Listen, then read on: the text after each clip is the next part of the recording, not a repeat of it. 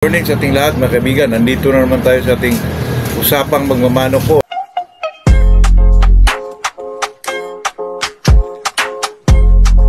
Ito naman sa atin mga kaibigan ay talagang pag-usapan natin ay talagang yung tungkulan talaga sa manok. Ito mga kaibigan, bago tayo mag-umpisa ay shout out muna tayo kay Larry Paulino, Ryan Di Bildo Gistiban, from Victoria, Canada, Jerry Bawiga, Talisay City, Dulpi Tagmaya, Panabo, Davao siguro to, Albert Mohado, Cebu, Gilbert Lopez. Bago tayo mag-umpisa mga kaibigan, kasi may tanong dito na saan ba daw tayo kampante dito sa normal, normal conditioning o sa normal training lang o sa hard training. Di kasi mga ganyan klase mga kaibigan, tanong po nagdepende kasi sa manok yan. Pag isag ang manok mo, hindi naman siguro hard training mga kaibigan. Parang rotation lang talaga. Box, fly pin, scratch box, then kunting kunting kahig lang, mga ganong klaseng bagay lang mga kaibigan. Catch-cock, hindi na talaga, hindi katulad sa mga kak mga kaibigan. Talagang hard training yun kasi medyo medyo talagang matibay na yun kasi may edad na. Kaya doon ako magbase mga kaibigan pag pinag-usapan hard training ba or natural lang, light training lang. Pag sinasabing stag mga kaibigan, alam mo po yung stag madali lang yung mag-iba po pag pinapasok mo nila sa medyo hard training. Pwede naman pag medyo lalo na sa mga hatches, pwede naman yun. So sa akin mga kaibigan, sa side ko ay yung medyo normal training lang po yung kahig lang ng konti, magpailaw sa umaga, tapos scratch box, rotation mga kaibigan, pipe pin o running pin, ganun ba.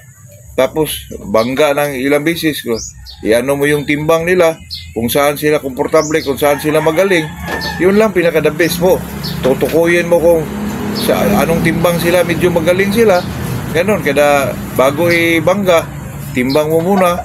Tapos pag medyo magaling siya doon, maintain mo yung timbang na yun. Yun lang mga kaibigan. At saka sa kak naman, medyo talaga ibigay mo talaga yung medyo hard training po.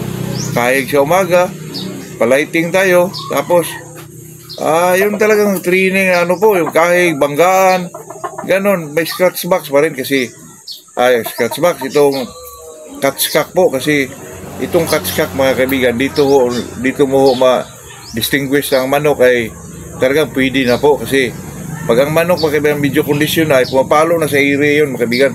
Kasi ang manok naman pag kinakatskak mo, tapos hindi pumapalo sa ire, huwag mo muna yung ituloy mga kaibigan. Mahirap po yun.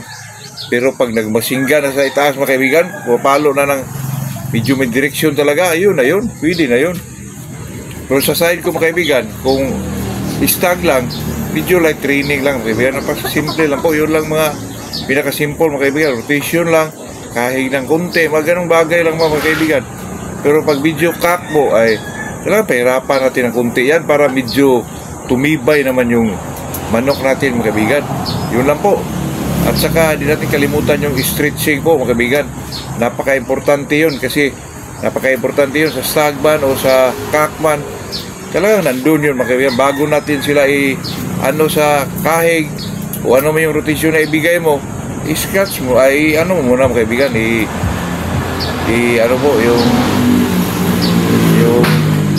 yung mga ganong klaseng mga kaibigan, mag-stretching ka talaga. Yun na po, pag-usapan natin mga kaibigan, ito pong tungkol sa saan ba talaga nagmula o galing ang sakit na sampaga. Ito sampaga mga kaibigan, yan po ang tawag sa Bisaya niya, yung medyo may sakit sa baga. Pag ibinitaw mo, medyo po yung mukha nila, nangingitim. Ang umpisa ho dyan mga kaibigan, kasi tayo naman mga Pilipino mahilig talaga tayo sa bitaw. Napakasaya natin, lalo na pag ang manok mo ay mag-Armalite, nako, tuwang-tuwa tayo doon mga kaibigan. Kaya itong sampaga mga kaibigan, hindi ko lang alam kung ano ito sa Tagalog. Sa Bisaya tawag namin dyan sampaga. Pag katapos nila magsabong, makita mo yung manok mo mga kaibigan, nangingitim po, nangingitim ang mukha. Yun ho ang mga kaibigan, yung sampaga po yung. Kasi ang umpisa niyan mga kaibigan, nagbitaw kayo, tapos yung magbitaw, pinainom mo ng tubig po. Doon po papasok yung mga kaibigan, sampaga po, yung sakit sa baga. Na pag video pagkatapos nilang pagbitaw, medyo nangingitim na po yung mukha ng manok mo. Kaya ano na yun mga kaibigan, medyo ano na yun, doon din mag-umpisa yung mga halak, ganon. Kaya iwasan nyo yun mga kaibigan, na pagkatapos yung magbitaw, painumin nyo ng tubig. Naku, napaka-peligro po yung manok mga kaibigan, na pagkasampaga o yung manok mo nyo. Paki-comment din mga kaibigan kung anong tawag sa Tagalog dyan. Ilagay nyo lang dito, comment kayo para alam ko rin mga kaibigan, kasi ang nalaman ko lang dyan ay sa Bisaya talaga yan, sampaga po. Hindi ko lang alam kung anong term dyan sa Tagalog. Just comment lang po, yun lang mga kaibigan, kasi ito naman talagang ano tayo dito, magsalita tayo dito, ay yun lang talagang na-experience natin. Kasi pag hindi mo ma-experience yan mga kaibigan, salita ka ng salita para kang ano, pero di mo pala alam yun, narinig mo lang, ako, mahirap yun. Kaya sa atin dito mga kaibigan, ay talagang ano lang po, yun lang talagang na-experience natin. Video kasi mga kaibigan, mahirapan o tayo pag salita lang tayo ng salita kung anong yung topic na binanggit natin, tapos wala pala tayong alam. Naku, nakakahiya yung kaibigan. Hindi mo talaga maano po yung distinguish kung ano yung pinagsasabi natin mga kaibigan. Kaya yun lang po, yun lang ating mapag-usapan sa araw na to. Sa araw na to ay Sunday, ay magsimba po tayo para tayo ay medyo may gabay. Magandang umaga sa ating lahat po.